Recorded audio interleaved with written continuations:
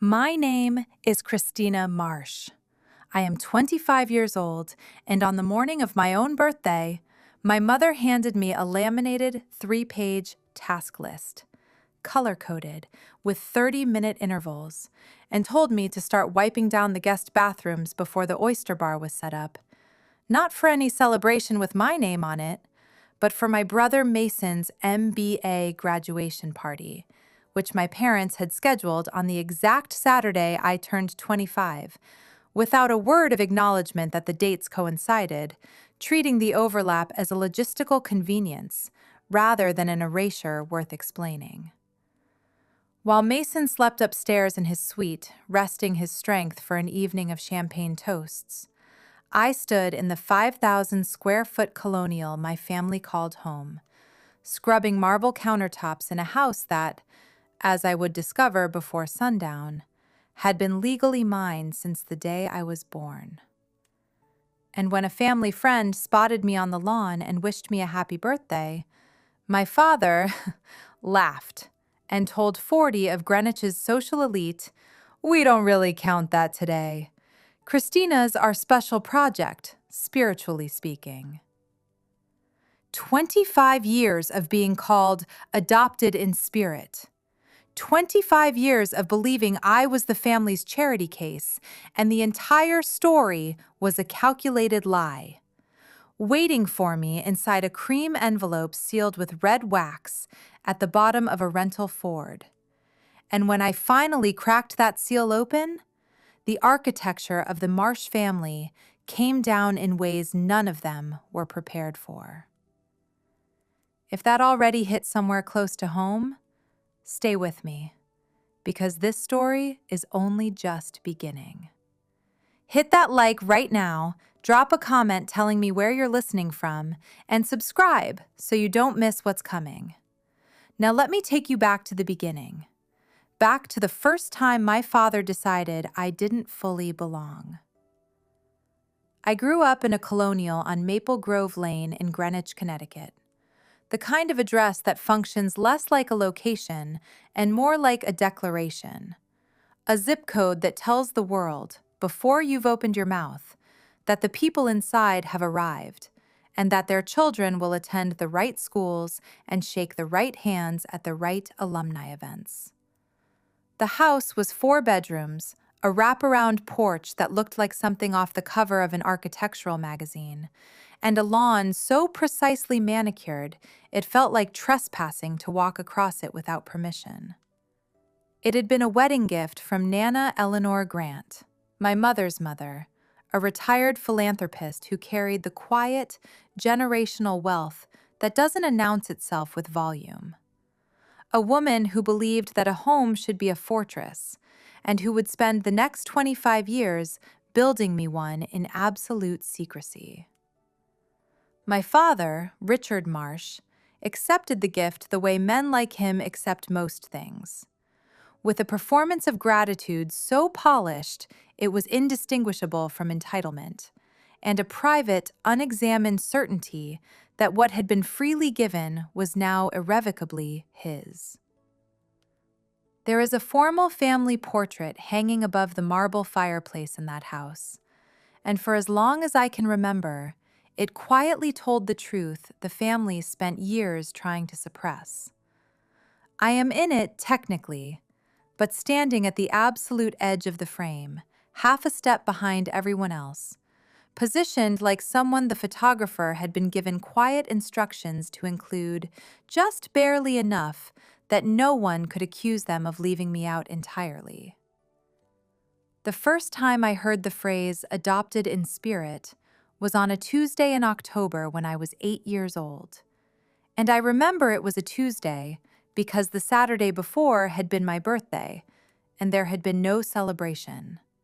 No cake, no candles, no gathering of small friends the way every American child is taught from the beginning to expect as an uncomplicated fact of childhood.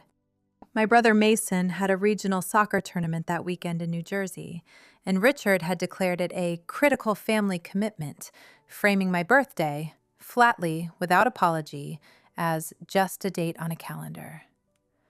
Diana had promised we would celebrate next week, and in the Marsh household, next week was a phrase that could mean 6 months from now or never, whichever arrived first.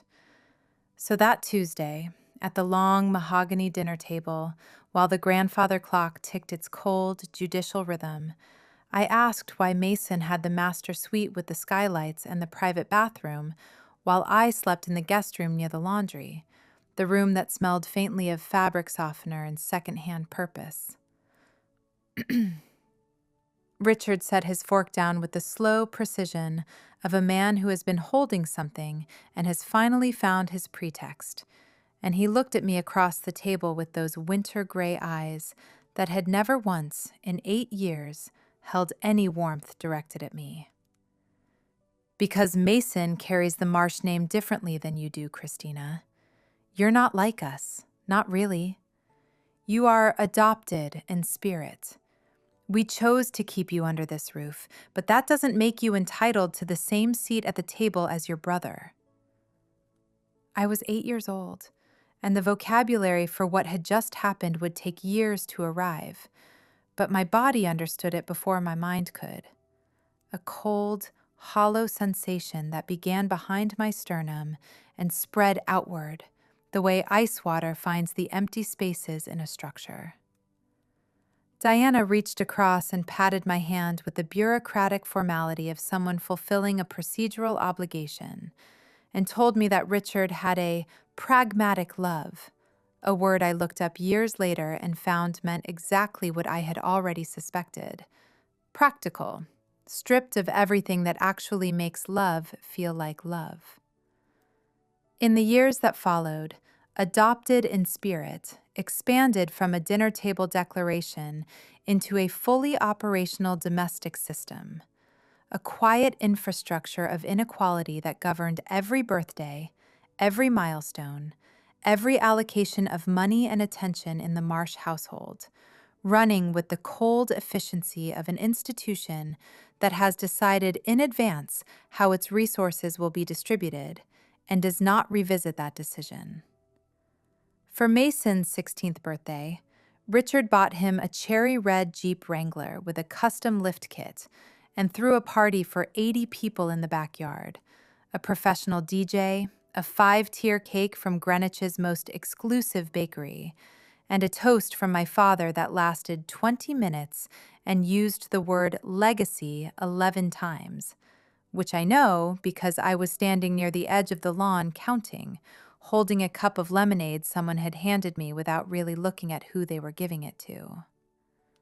My 16th birthday was a family dinner at home, a sheet cake from the grocery store with my name misspelled, Avery with an IE, because Diana had been in a rush and hadn't thought it worth the extra 30 seconds to check.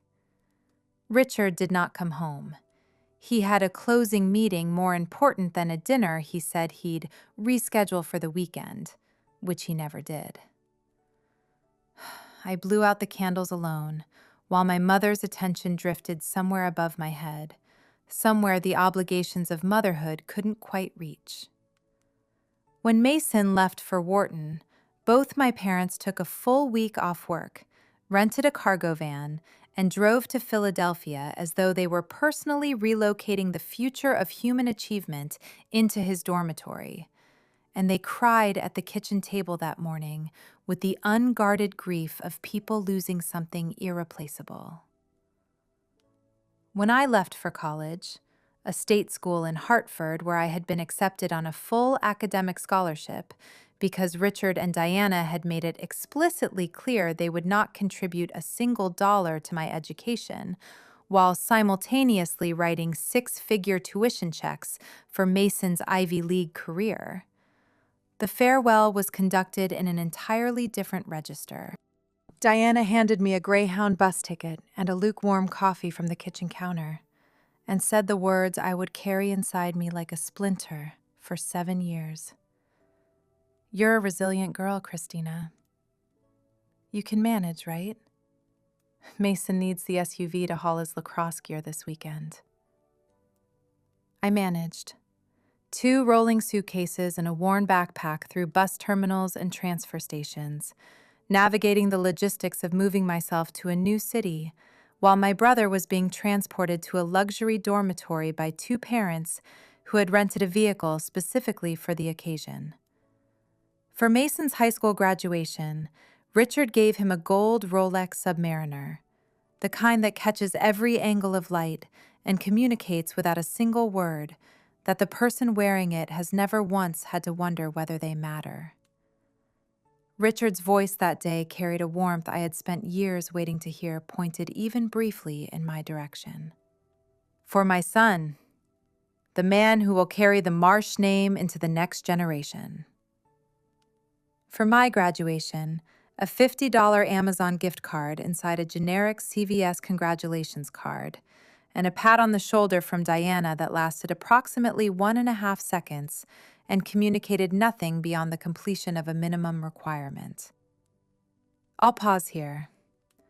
If you've ever watched someone else receive everything, while you were handed the bare minimum and told to be grateful, hit that like and share this with someone who needs to hear it. Because you are not alone, and this story is far from over.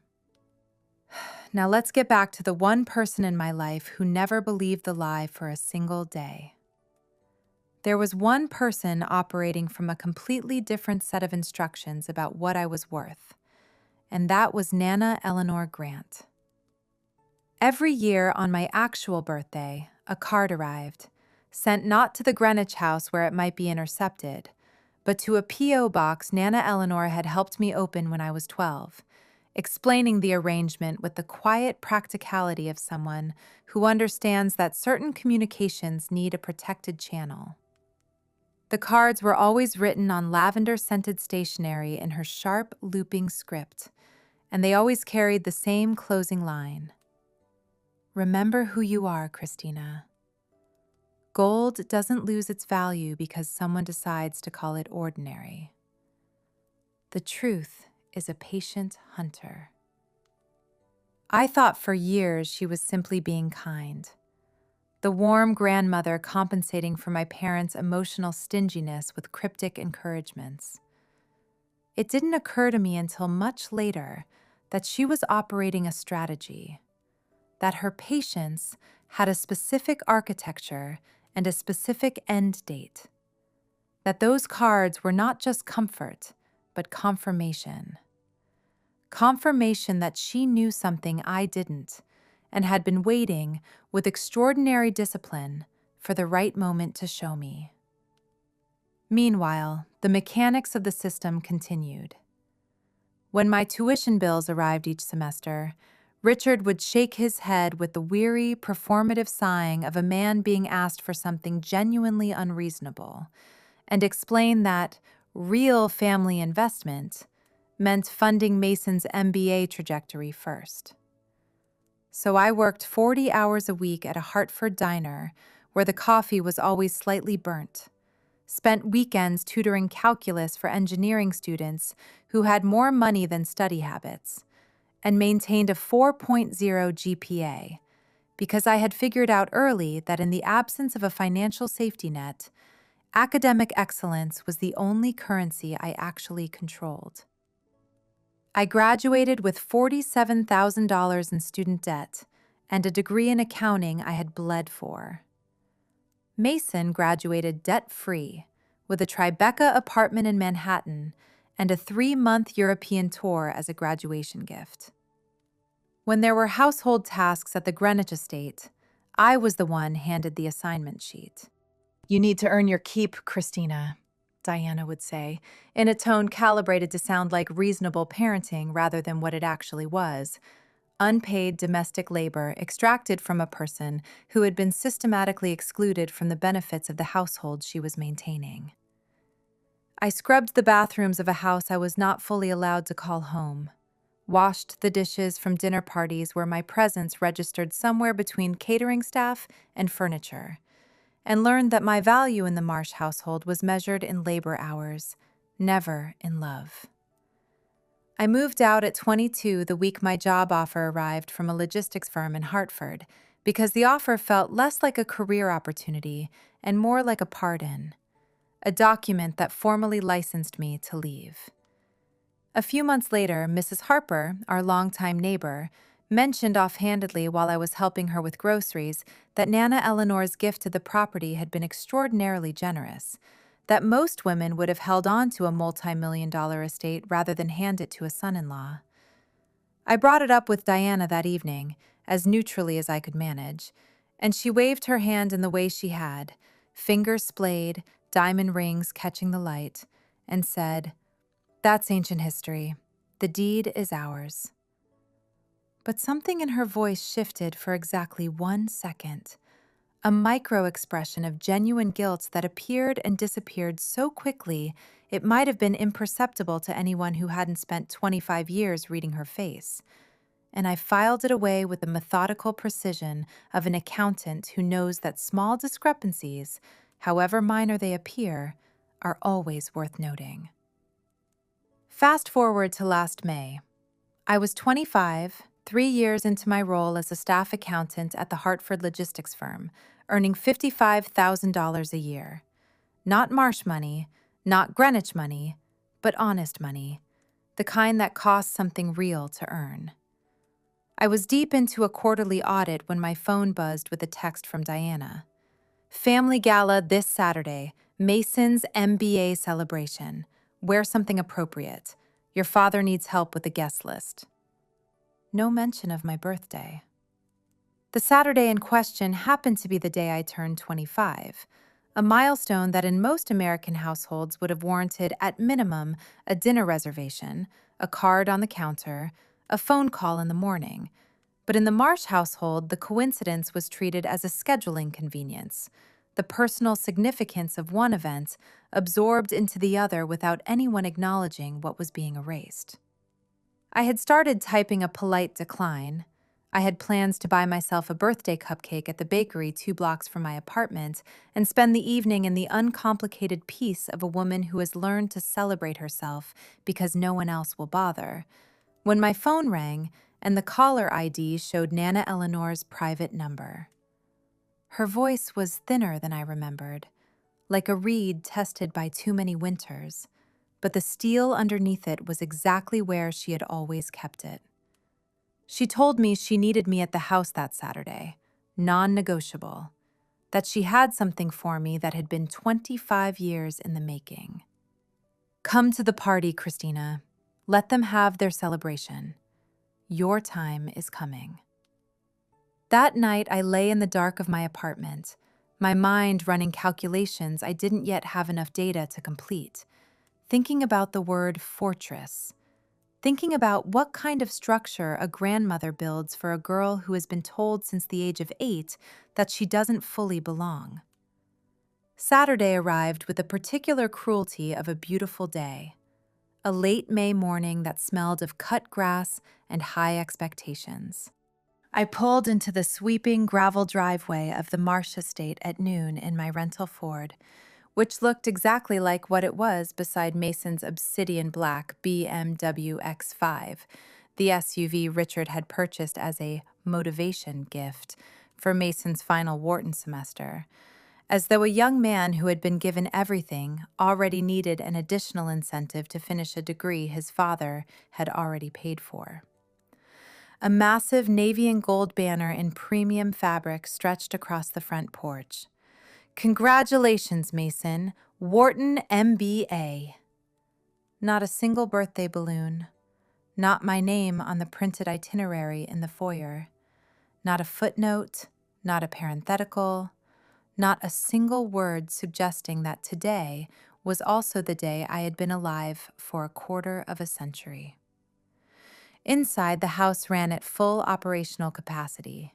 Caterers in white shirts moving between kitchen and patio, florists arranging towering white lily centerpieces in every corner, the air thick with Joe Malone candles and the specific tension of a household staging a performance for guests who haven't been told it is a performance.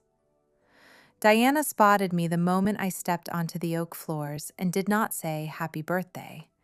She thrust 3 laminated pages into my hands. West Garden tables needed alignment checks.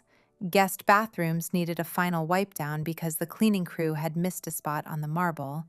Someone needed to stay on top of the caterers about the oyster bar. "Where's Mason?" I asked, my voice carrying the flatness that comes from having run out of energy to perform surprise at things that have never surprised me. "He's resting in his suite. Getting a Wharton MBA is an intellectual marathon. He needs his strength for the networking tonight." She said it with the complete, unexamined conviction of a woman for whom this logic had never once seemed worth questioning. And then she was gone, leaving me in the foyer of the house where I had grown up, holding a 3-page chore list on the morning of my 25th birthday. And then I saw it. On the hallway console table, half buried under a stack of glossy polo match invitations, was a lavender envelope addressed to me in Nana Eleanor's handwriting, and it had been opened. Not carefully, not with any attempt to disguise the interference, simply opened, read, and set back down among the mail pile, like a utility bill already processed, like correspondence determined to be of no particular importance by the people who had decided, without hesitation, to read it first. My parents had opened my birthday card, taken the private letter Nana Eleanor had addressed specifically to me on the morning of my 25th birthday, and handled it the way they had handled everything in my life, as though my boundaries were a category that simply did not apply to them. By 4 p.m, the backyard had been transformed into the kind of scene that Greenwich executes better than anywhere else in America. White silk tents over the lawn, fairy lights threaded through the canopy of old oaks, a champagne tower that caught the late afternoon sun like a structure made of liquid gold. 40 guests in designer linens moved through the space with the frictionless elegance of people who have never had a moment of genuine financial anxiety in their adult lives. I stood near the catering station in the simple black dress I'd bought on clearance at Nordstrom Rack, the same one I'd worn to the last 3 Marsh family events, acting as unofficial event coordinator for a celebration I had not been invited to actually celebrate. Richard commanded the center of the lawn in his tailored navy blazer and white slacks, tapping his crystal champagne flute with a sterling silver fork until the 40 guests fell into the expectant quiet of people conditioned to pay attention when men like Richard Marsh signal they have something important to say. The toast for Mason was warm and effusive, built on the specific emotional architecture of a man whose love for his son was the most genuine, unguarded thing about him, a love he had never once rationed. And then Richard cleared his throat for what he clearly considered his grand finale. One more announcement regarding the future of the Marsh legacy. As many of you know, Nana Eleanor owns this property. When she eventually moves on, Diana and I plan to liquidate the estate and use the proceeds as primary seed capital for Mason's first private equity venture in Manhattan. A murmur of appreciative approval moved through the crowd. 40 wealthy people nodding at a plan that made perfect financial sense to every one of them. Then Aunt Patricia's voice cut through the gathering with the cheerful, oblivious recklessness of someone who considers herself a social lubricant. "Christina, darling, isn't today your birthday as well?" Richard laughed, a short, dismissive sound, the audio equivalent of a hand wave, and said in front of every person on that lawn, "Oh, we don't really count that today. Christina's our special project, spiritually speaking." The silence that followed had a physical texture, the specific, uncomfortable hush of 40 people processing something they cannot unreceive. Aunt Patricia's polite smile collapsed into something that looked like pity, and she leaned toward Uncle Thomas and whispered something of which I caught only 2 words. "Poor girl." I was standing without a champagne glass because the caterers had run out before they reached me, and I felt the cumulative weight of 25 years of standing at the edge of the frame, pressing down on my sternum with a force I could physically measure. Then came the measured tap of a cane on the patio stones, deliberate, unhurried, with the quality of a bell signaling the beginning of something. Nana Eleanor rose from her high-backed wicker chair with the slow, magnificent composure of a woman who has been waiting for precisely this moment for a very long time and has no intention of wasting it on haste. The crowd parted as she walked toward Richard, and she said his name, just his name, in a voice wrapped in silk on the surface and cold forged steel underneath. And the color left his face with a speed that was almost comical in any other context. Richard, I believe you've spent so much time planning the future that you've forgotten whose house you're standing in. And you've forgotten exactly who you're talking about. She turned to me, her eyes fierce and fiercely protective in a way I had never seen aimed at me before, linked her arm through mine with a grip surprisingly powerful for a woman of 82, and walked me away from the tents and the champagne and the 40 people still processing what they had witnessed, leaving Richard Marsh standing at the center of his carefully constructed performance with his arms still around a son who was suddenly looking considerably less golden. We stopped near the rose bushes at the far edge of the property, the party reduced to a muffled hum behind us. She turned to face me, eyes glistening. Happy 25th birthday, Christina. I am so sorry I let it go on this long. Before I could find any words, she reached into the pocket of her cardigan and produced the envelope. Cream-colored, heavy, sealed with a thick disc of red wax embossed with balanced scales. She pressed it into my hands, her fingers trembling slightly.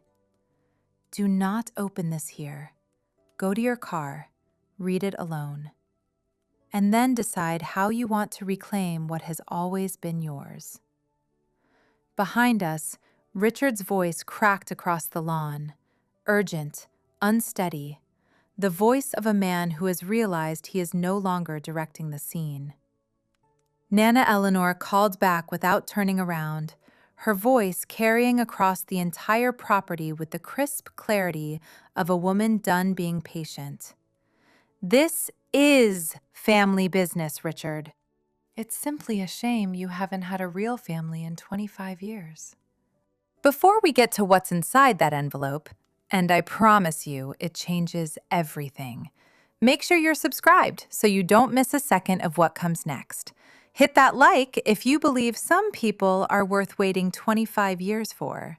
Drop Fortress in the comments if you think Nana Eleanor is the most strategic woman you've ever heard of. Now let's get back to that rental car, parked at the edge of a house that was never what it claimed to be.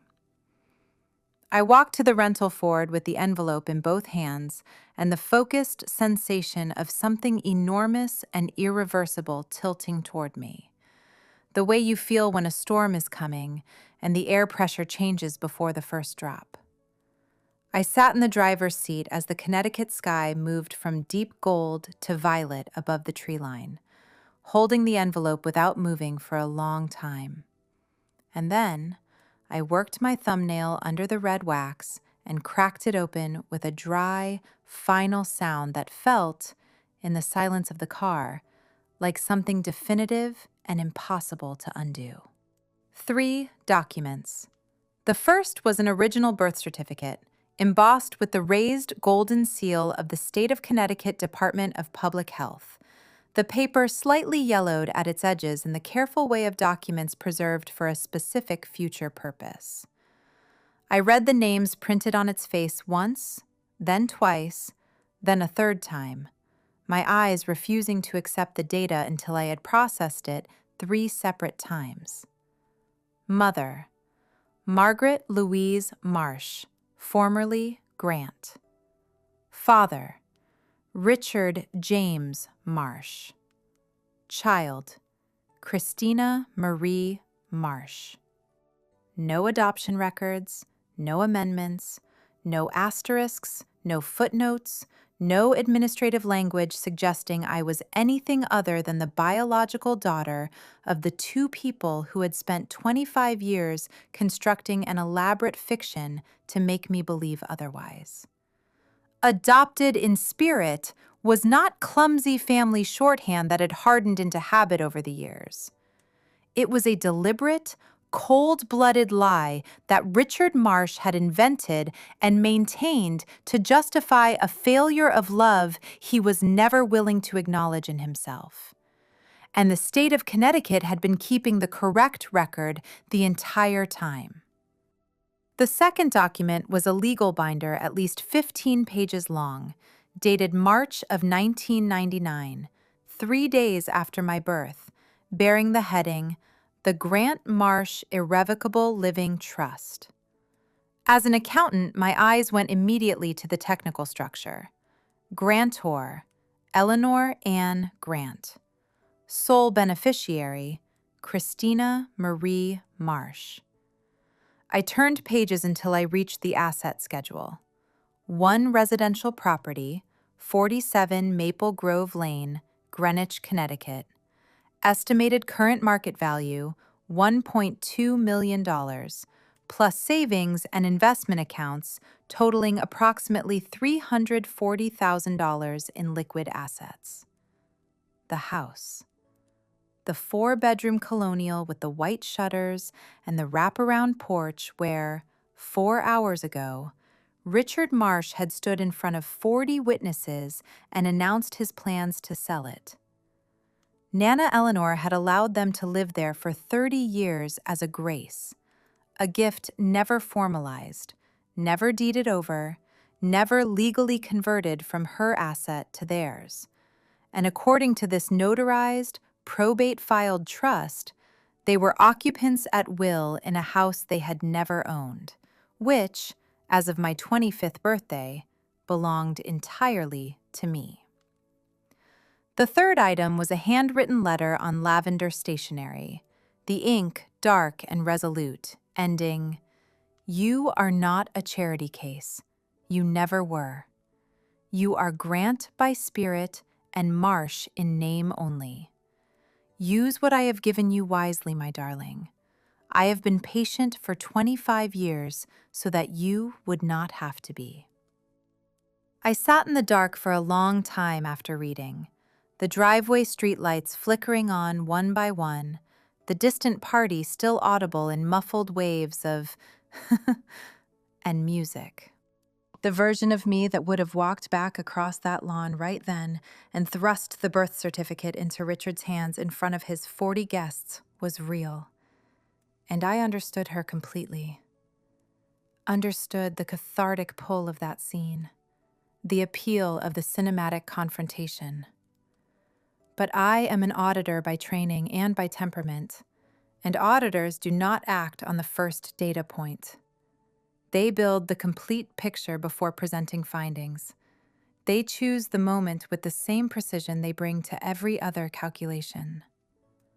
I pulled out my phone and dialed the number on the law firm's letterhead. Bennett and Associates.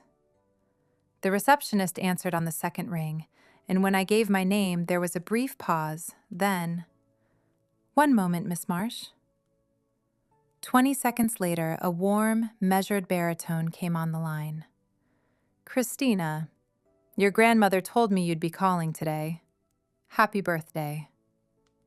James Bennett walked me through the enforceability with the calm precision of a man who has been anticipating this conversation for years.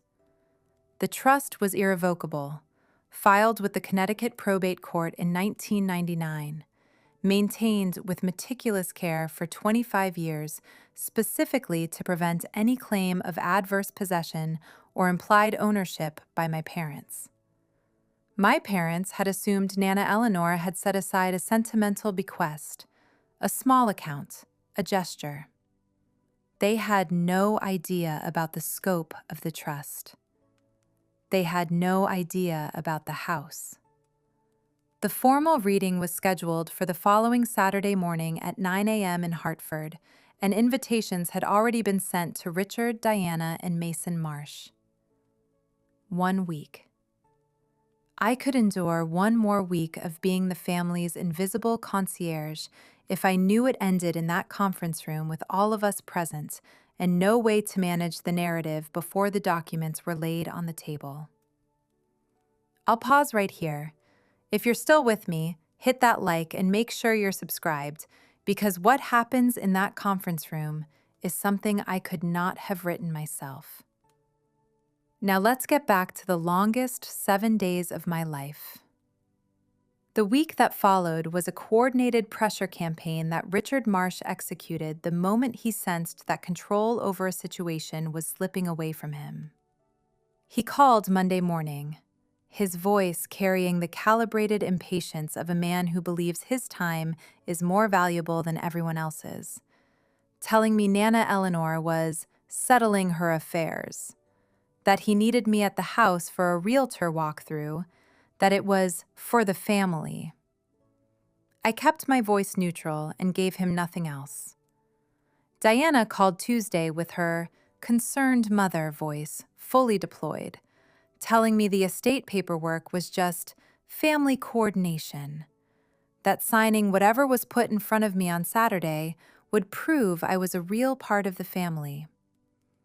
I hung up and sat with the phrase, "keep the peace," for a moment, thinking about all the peace I had kept, all the years of buses and misspelled cakes and chore lists the peace had cost me.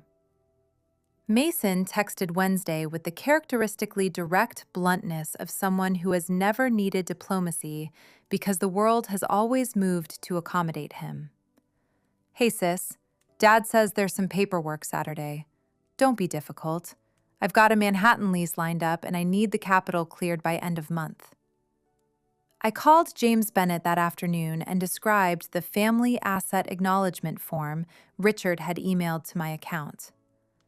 "Do not sign a single letter, Christina," James said, his voice sharp. "That document is a preemptive waiver. By signing, you would be legally relinquishing any claim to the Grant estate before you were ever informed of its contents. And I can tell you that Richard has been sending versions of this document, disguised as routine family financial paperwork, for the past 3 years. This is not impulsive.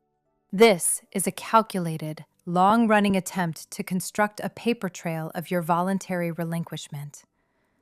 I opened the attachment just to understand the full dimensions of what my father had been willing to do, and the key clause was in the second paragraph. "By signing, the undersigned confirms they have no legal claim to any assets of the Marsh or Grant family estates." He had been trying to erase me in writing, incrementally, year by year, before I could ever find my footing. Friday evening, there was a knock on my apartment door. Diana stood on the threshold with a bouquet of yellow chrysanthemums, Mason's favorite, not mine. She had never bothered to learn that I preferred peonies, and the expression of a woman who has rehearsed a conversation, but is less certain of the script than she wants to appear. She sat on my second-hand sofa with her Chanel bag balanced on her knees, and told me that Nana Eleanor was 82, that her memory wasn't what it used to be, that elderly people sometimes make promises they don't fully remember, that signing the form would make everything easier and prove I was genuinely part of the family.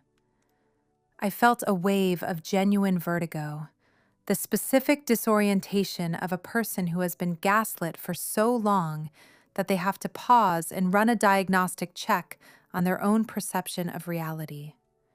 Then my phone buzzed on the coffee table, and the screen showed a text from Nana Eleanor's number. "They will try to make you doubt what you know, Christina. Don't. I have been waiting 25 years for this. So have you." I looked at my mother across the apartment. "I'm not signing anything, Mom. I'll see you at the lawyer's office Saturday." The loving mother mask slipped for exactly 1 second, and what I saw underneath was cold, calculating fury. The expression of a woman who has just realized that the thing she thought was handled is not. She picked up her bag, left the chrysanthemums on the floor, and walked out without another word. That night, I laid out the navy blue suit I'd bought with my own commission bonus, hung it on the back of the closet door, and went to sleep with the settled calm of a person who has done the preparation and is ready for the morning. Saturday arrived over Hartford with a hard, clinical blue sky and the kind of winter-clear light that doesn't allow for softness or ambiguity. The offices of Bennett and Associates occupied the entire top floor of a glass and steel building overlooking the Connecticut River. All polished mahogany, deep leather armchairs, and the expensive hush of a space where very large amounts of money have been carefully managed for a very long time.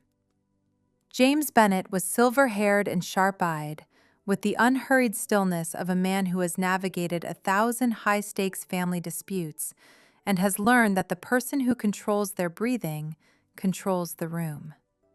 He shook my hand with warmth that was completely without performance, and before we moved to the conference room, he slid the original deed to 47 Maple Grove Lane across his desk, the unbroken chain of ownership running from 1994 through the present, Nana Eleanor's name on every instrument in the sequence.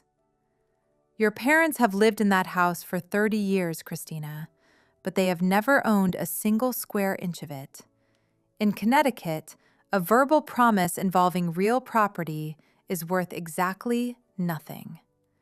They are, legally speaking, tenants at will, occupants without a lease in a house that now belongs entirely to you. I heard the elevator arrive outside. The doors opened to Richard's voice, boisterous, assuming, the voice of a man who has decided the outcome before entering the building.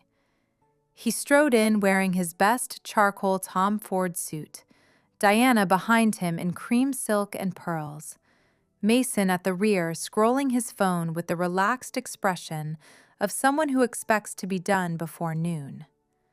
None of them acknowledged me.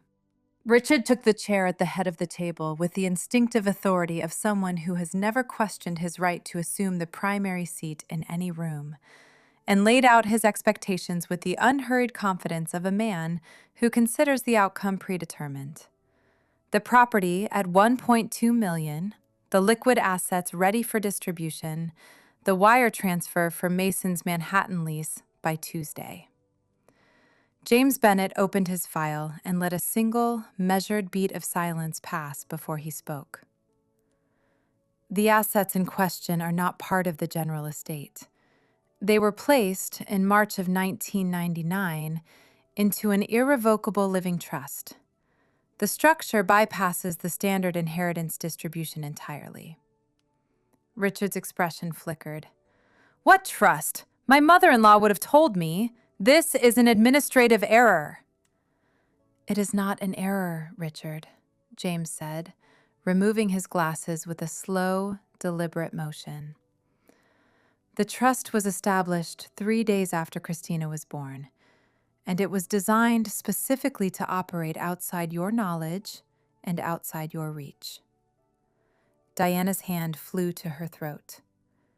Mason put his phone down for the first time since they'd arrived, his expression shifting from boredom to sharp alarm. Who is the beneficiary? Richard asked, his voice gone very quiet. James Bennett turned and looked across the table directly at me. I believe the beneficiary would like to answer that herself. Every head in the room turned, and I felt the weight of 25 years of invisibility lift from my shoulders with a swiftness that was almost physical. I stood up, opened my folder, and laid the birth certificate on the center of the table. The sole beneficiary of the Grant Marsh Irrevocable Living Trust, I said, and my voice was steadier than I had any right to expect, is me, Christina Marie Marsh. as of the day I was born. James clicked a remote, and my birth certificate appeared on the wall-mounted screen, enlarged 10 times, every field legible. The Connecticut Department of Public Health seal unmistakable. 25 years ago, you decided to call me adopted in spirit to explain why you couldn't love your own daughter, I said, looking at Richard across the mahogany table. The state of Connecticut has been keeping a different record the entire time, and so has Nana Eleanor. Richard slammed his fist on the table and the water glasses jumped. This is fraud! My mother-in-law would never leave a legacy like this to a girl who isn't even... He stopped, but the rest of the sentence was already in the room.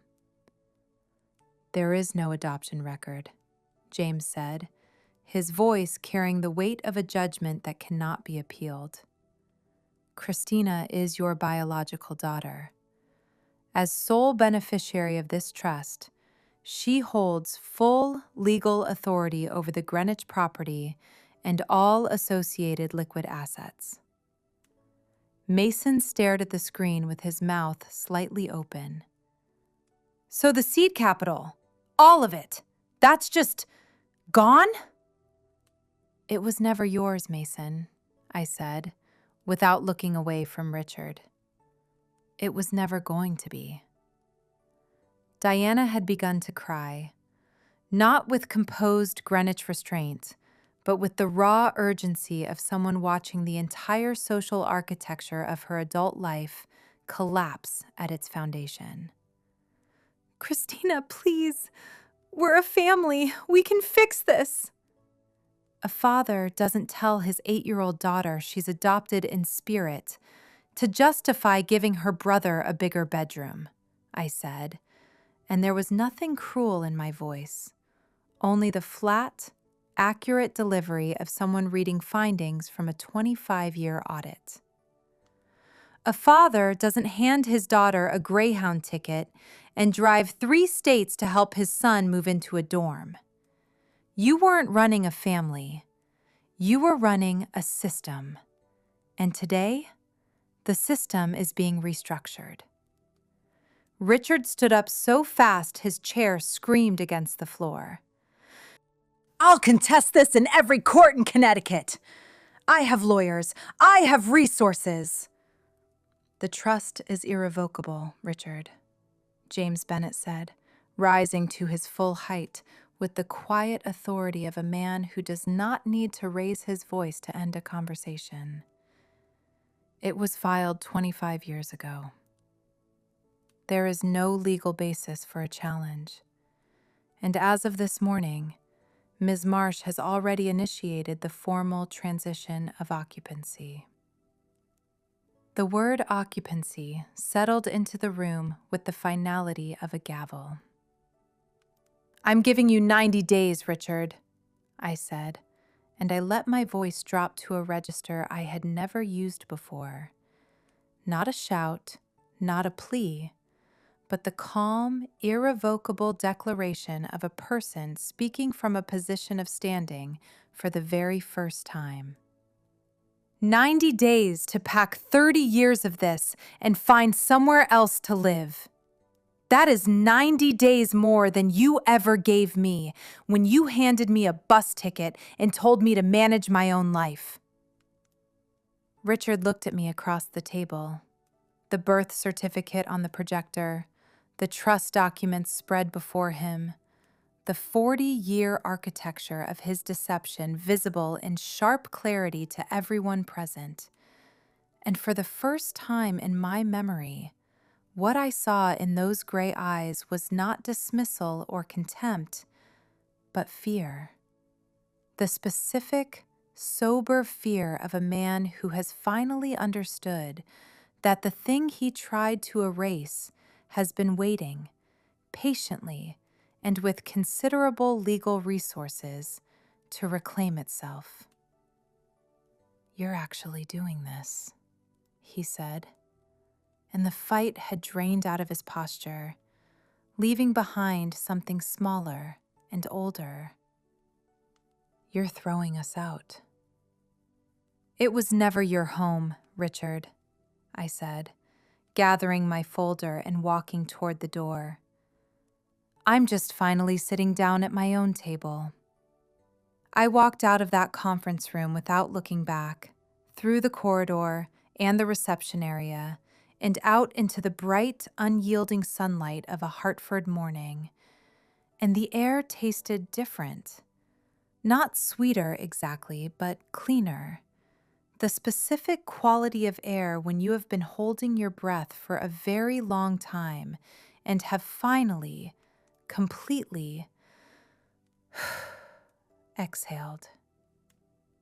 If you felt that moment, if you've ever walked out of a room and felt something release that you didn't know was still holding you, please hit that like, share this with someone still waiting for their own table, and tell me in the comments, what would you have said in that conference room? I read every one. Now let's get to what happened when the dust finally settled. The 90 days passed with the grinding inevitability of a deadline that cannot be negotiated. On day 89, a moving truck pulled into the driveway of 47 Maple Grove Lane, and Mrs. Harper called from her front porch to narrate it with the quiet, slightly awed voice of a neighbor watching history from a comfortable distance. Richard hadn't said a word to the movers, just stood in the driveway looking at the house the way a man looks at something he has finally understood he never actually owned. They relocated to a 2-bedroom rental in downtown Hartford at $1,800 a month, a space that was serviceable and entirely without the language of legacy or estate or old money that Richard Marsh had spent 30 years performing for an audience that was now dispersing. Richard, the Greenwich patriarch who had delivered toasts about the Marsh name in front of 40 guests on a manicured lawn, took a part-time consulting engagement because his retirement savings, without the house as a central asset, were not calibrated for the lifestyle he had planned. The man who had explained, with serene financial authority, why funding Mason's education took priority over mine, was now working weekends to cover a parking fee. Mason's venture capital plans dissolved within weeks. Without the seed capital, the Manhattan lease fell through, and the carefully constructed projection of his financial future collapsed with the specific, unglamorous speed of a plan that was always dependent on other people's resources. The BMW X5 was repossessed 2 months after the move, and last I heard, he had accepted an entry-level position at a luxury car dealership in Stamford, selling the same brand of vehicle that had once been delivered to him as a motivation gift, which the universe had arranged with a level of irony I could not have scripted better if I'd tried. 6 months after the move, a letter arrived at my apartment on plain white paper. No letterhead, no embossed crest, just Diana's handwriting in the careful strokes of someone who has finally decided to choose their words with a precision she had rarely brought to her spoken ones over the years. She wrote that she was sorry. She wrote that she had been a coward who traded her daughter's well-being for a zip code and a social standing. That she had known, somewhere underneath all the careful performance of her life, that what was happening in that house was wrong, and that she had chosen comfort over courage for 25 years. I should have been braver, she wrote. I should have been a mother. I kept the letter in the top drawer of my desk and thought about it on certain evenings the way you think about things that are true and painful and not yet fully processed, holding it in mind while you work out whether it belongs in the loss column or the adjustment column or somewhere more complicated than either. Forgiveness is not a door you open once. It is a road, and I am on it, though I cannot tell you yet how far I have traveled. I kept the house. I walked through every room, the guest room near the laundry where I had slept for 17 years, the formal living room with the fireplace, the kitchen where I had washed dishes from dinner parties where I was treated as staff, and made a deliberate decision about each one. Dove white replaced the heavy floral wallpaper in the hallways. The mahogany furniture, dark and weighted with the gravity of Richard's authority, was sold and replaced with pieces that let light move through the rooms freely rather than blocking it. The family portrait was the first thing to come down from above the fireplace. In its place, I hung a photograph, large, candid, slightly imperfect in the way of pictures taken without a tripod, of Nana Eleanor and me at her kitchen table on a Sunday afternoon, both of us mid-laugh with our heads tilted toward each other, looking exactly like two people who share a secret the rest of the world was never supposed to know. I used a portion of the trust savings to pay off my $47,000 in student debt in a single transaction. One wire transfer, one confirmation email, one long exhale in front of a laptop screen at 11 p.m. in a house that was mine. Every cent of that debt accumulated while Mason moved through his education fully funded, and retiring it felt less like a financial transaction and more like the clean, decisive correction of a very old and very deliberate accounting error. I invested the remainder carefully, using my accounting expertise to ensure that Nana Eleanor's 25-year strategy would continue to grow into something worthy of the patience it represented. I was promoted to senior accountant 3 months after the conference room. I bought a small rental property downtown as my first independent investment, and when the deed arrived with my name on it, I felt the particular satisfaction of a person who has learned, at some cost, over a long time, exactly what ownership actually means. A week after the formal reading, James Bennett slid a final lavender envelope across his desk. Nana Eleanor's handwriting, sealed, smelling faintly of the stationery I had been receiving since I was 12. "She wanted you to read this after the initial shock had passed," he said. "She called it the missing piece of the Marsh puzzle." The letter told me about a woman named Catherine, Richard's younger sister, who had died in a car accident at 19, long before I was born. When Catherine died, Richard's father had said something in the cold, unguarded moment of his grief that was catastrophically, irreparably wrong. That losing a son would have been the real tragedy. That a daughter was a lesser loss. Richard had grown up in the shadow of those words, had absorbed them into his understanding of what female life was worth, had built his entire framework for fatherhood on the rotted foundation of his own father's damage. When I was born, his firstborn, a daughter, he had reached for the adopted in spirit fiction because he genuinely did not know how to do anything else with a love he had never been taught to give. It didn't excuse the 25 years. Nothing ever could. But it gave me the map, the origin point, the anatomy of a failure passed from one generation to the next, like a debt no one acknowledged they were carrying, accumulating interest in the dark. The letter ended, "You are not what he decided you were, Christina. You never were. Go live the life you deserve.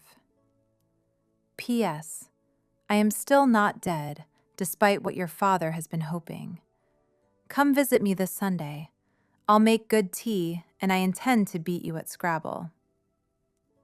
I set the letter down and laughed, a genuine, light sound that echoed through the sterile quiet of the law office. And it felt like the last piece of something clicking into place. I am sitting in my living room now, and it is my living room in every legal and emotional and personal sense of those words.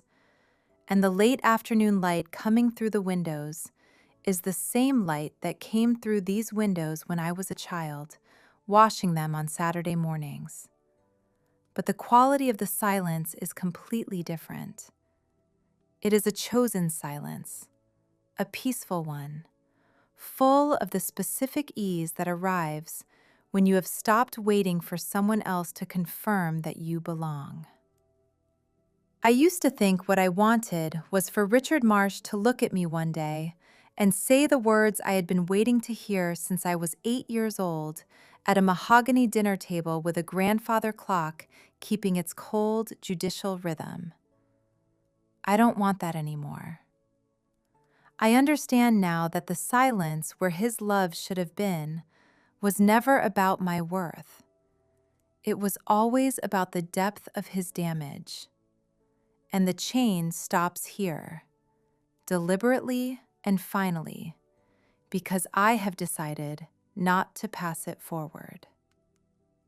So that is my story, and before I go, I want to speak directly to every person listening who recognizes something in it, who has stood at the edge of the family photograph, received the bus ticket while someone else got the cargo van, or scrubbed the marble on the morning of their own birthday while being told to feel grateful for the privilege.